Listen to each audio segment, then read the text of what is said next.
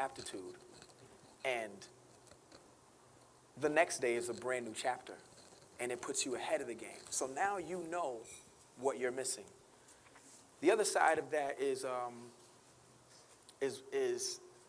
no one can really measure your curiosity.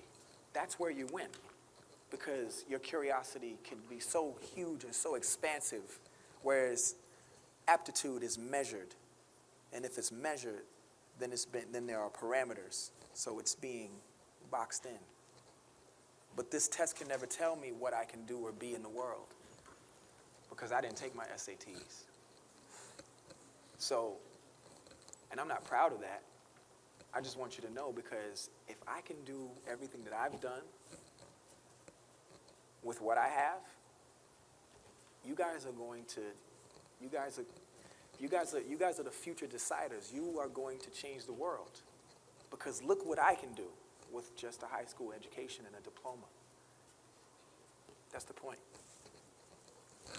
What steps should an aspiring artist today take to achieve mainstream success and keep their musical integrity? Mainstream success changes. There's a time where, certain sounds are, a certain type of song is doesn't have the biggest hook in the world. In the 80s, they have a lot of those songs, and those songs are huge, huge hits. So I would say I would stick to the integrity part. I would stick to, because there's no real definition for a mainstream success.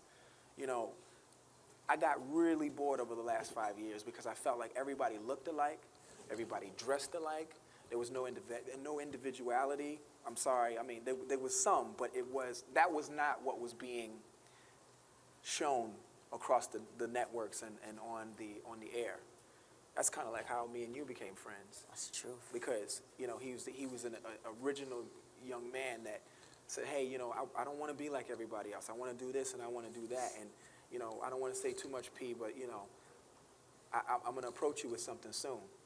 Who knew what it would turn out to be? And I mean, you guys see who he is now. I think that is mainstream success, being who you are. Because let me tell you, the weirdest thing to me is Me Too's. That's why I made the record. That's Me Too. I know, yeah, me too. That's what everyone, it's like, oh, you got those? Me too. I think that is the weirdest thing in the world, because what you're doing is you're burying your personality, and you're burying all of these incredible personality traits that God and the environment and when you were born and your parents and all those factors help to build. You're ignoring these things. That's like a diamond asking to be cubic zirconia, because that's what's in. Yeah. So if a person were to start a clothing line from scratch, what should they do to succeed, and how should they do it? Because everybody wants to be a fashion designer, because everybody wants to be a rapper and a producer, I'm going to say that, like, my advice now will be very different from a month from now, because technology is so much more rampant and so much more further and ahead of most people. So there are things all the time. 30 years ago, there were no blogs. 30 years ago, there was an internet. The internet's been around since the Cold War. It was actually another means of, conversation between the U.S. government and their spies. We've had it for many decades. But the usage of this technology has just taken off in the last 15 years. It's hard to say. If I say this to you, well, I know right now there's a big chance that there's 500 attempts that may happen after this meeting, which may start, a whole nother trend. And then you're confused again, because you're like, well, man, I tried to get in, but now there's everybody. It's like trying to get to New York in the Lincoln Tunnel, right? You know how that is. It's like you could be backed up for hours. Some guy said, you know what, I'm gonna build a helicopter so I can fly over it. I don't know if I necessarily have the answer as to your success, but I would say right now,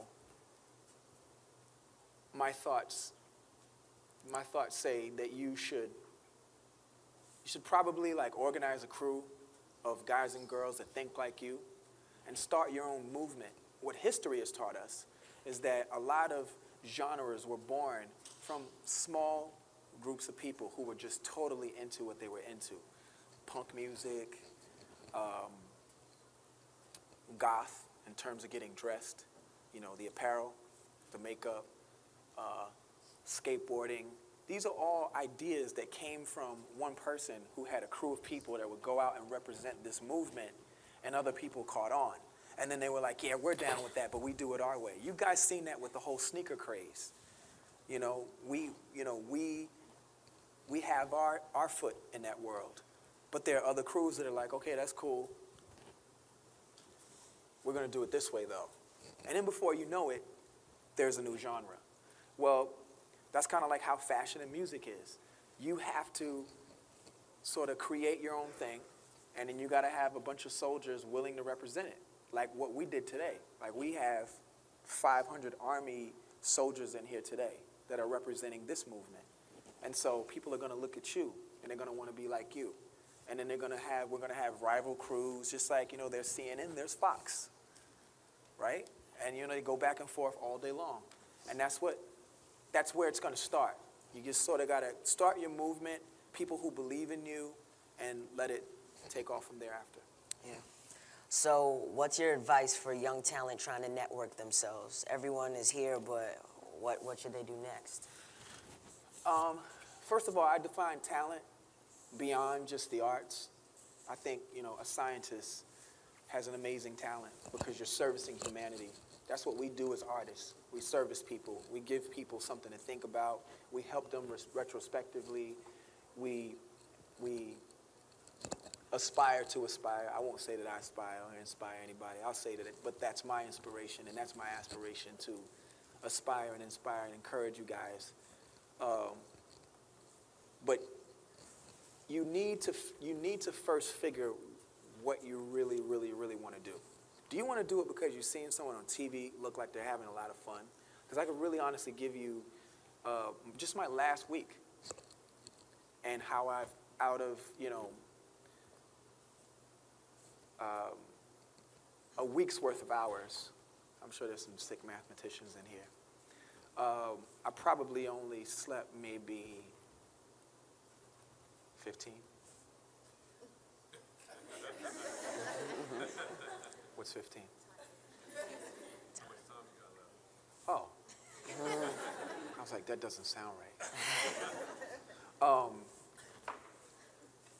I was going to say a close guess, but no, I probably only slept maybe 10 hours. But out of the last week. That's how dedicated you got to be. So is that really what you want to do?